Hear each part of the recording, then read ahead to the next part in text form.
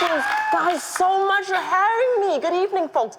It is an honor to do comedy for all of you and for Comedy Central dressed as a smart casual butler. This is a dream come true.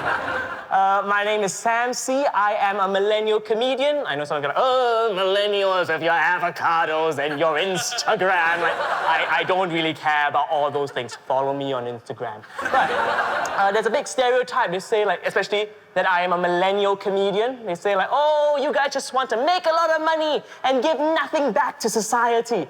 And I like to dispel that, like, that falsehood. Like, I am a hard-working comedian, 7 years in the Singapore comedy scene. Not only do I do nothing for society, I also do not make any money. Get it right. Thank you. That's all you want. They're not paying me by the applause break. I've been traveling a lot recently, and I realized something. People don't know what a Singapore is. They don't know where a Singapore is, or who a Singapore is, or how a Singapore is. We call them Americans. But you have to explain to them what we are. A small island in Southeast Asia. Some people say we are a banking country with one of the world's highest GDPs. Yeah. But some people say that we are a totalitarian government with no human rights. Basically, we are Switzerland, but evil. Guess who helped me with the wording of that joke? My lawyer. So, also, if you can't tell from the way I dress and the way I talk, I'm, of course, gay. I don't know why I do the kick. I feel like I have to do the kick because straight people see me do the kick and they go, that's a very gay thing to do. And gay people see me do the kick and they go, he's flexible. Oh, sorry, there's multiple cameras, got a favor. Continuity. Also, this is season 4 of Stand Up Asia, and I'm the first openly gay comedian in the entire show's run. Thank you. Thank you. Yeah, first ever openly gay comedian, which means I cannot wait for my entire performance to be edited out. It was a really good season of Stand Up Asia, except that one episode that was 10 minutes shorter for some reason. Did we say 12 comedians? We meant 11 comedians and one giant censor box. But it was hard being gay, growing up gay, because I grew up in an all-boys school. Not just an all-boys school, all-boy rugby school, which means they really hated gay people, but they really loved balls. Doesn't make any sense. At my school, we had like a nickname thing, so if your name was Keith, they call you K-Man. Your name was John, they call you J-Man. My name was Sam. What do you think they called me? Ass-man! That's right, they called me faggot. Hey, that is our word. You guys cannot use that word. If you want to call us something, please call us gay, queer, or our professional working term, peranakan. So, I'm giving the white people at home some time to Google it, because you know what they say, if you're not laughing, you are learning. And looking at some of you tonight, you are learning a lot. And if you need to learn anything, you can learn 2 things. Number 1, that is the last gay joke of my performance because I do not want to get censored permanently. And second thing you can learn, some people laughing, so I'm like, ooh, he's gonna die. Second thing you learn, Singapore, we are not good at sports. We used to be really good in the 70s and 80s, and then we decided to focus on the economy and looking at the other countries in Asia, I'm like, oh, thank we can't balance a ball, but we can balance a checkbook. But we are really bad at sports. Take a look at the Olympics. We've only won 1 gold medal in the history of our country, and it was in swimming, and we were so proud. However, that same year, another country, 1 person, won 7 medals at swimming. And you're like, who is it? Was it the Americans? Was it the Japanese? No, it was Zimbabwe. Yeah, we lost at swimming to Zimbabwe.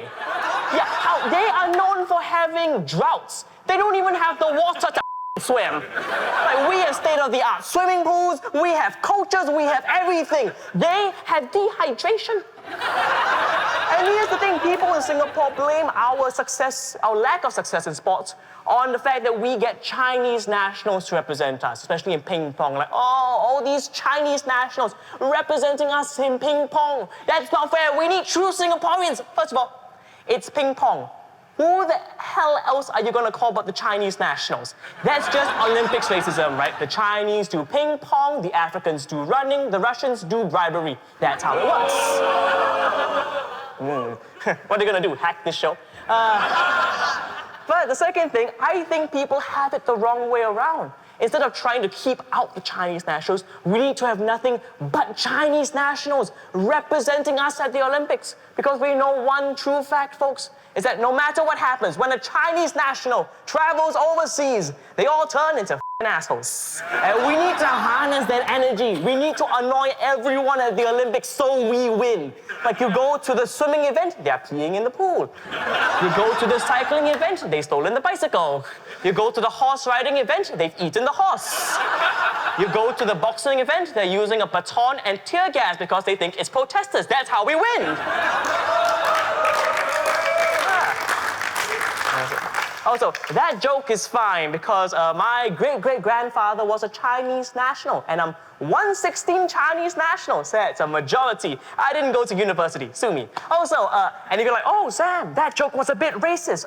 Actually, China is a country, not a race, so it's actually xenophobia. Get your bigotry rights. But I'm really lucky to perform for all you guys here. It's a real pleasure because as comedians, we don't always get really good gigs. Like a few years ago, I had to do one of the worst gigs in my life. It was a corporate gig. A corporate gig is where you do comedy for big corporations for a lot of money, but nobody laughs and you go home and cry. Because that is the only time we feel like true artists. So the worst gig ever. I had to do comedy at a charity night for a German bank which I cannot legally name. Yeah. I mean, doesn't that sound like a good idea? I mean, who would have a better sense of humor than German bankers? I needed the money, I had to go, so I get to the gig, I'm the second act. I don't know who the first performer is. Should have checked. Because all I know is that a very posh MC, very foppish person minces up to the stage and goes, Guten Abend, everybody. Welcome to the bank charity night. Guten Abend. Guten Abend. We have some entertainment for you, some comedy later. But first, we have a dance troupe from House for Hope. Now, these are kids that come from abused households, and they're going to dance for you tonight. Isn't that going to be fun? And I'm backstage like, no, that isn't going to be fun. Who wants to watch abused kids dance apart from the Germans? Like, if I wanted to watch abused kids dance, I'd see the China gymnastic team. Either way, 116 Chinese, it's fine. Either way, the MC goes, ladies and gentlemen, please, welcome to the stage, House for Hope. And these 5 kids run onto stage and they start dancing. Of course, it's sweet, it's heartwarming, not a dry eye in the house. The MC returns, shaken up by what he's seen, goes, ladies and gentlemen, it was a House for Hope. Oh, they really do give you hope, don't they? They show you that we are going to make it as the human race. Time for some comedy, please welcome Sam C. I come on with all the gay dick jokes I have. The crowd hated me. The only people in the entire audience that were laughing were the abused kids. That's all I got. You guys have been amazing. Thank you guys so much.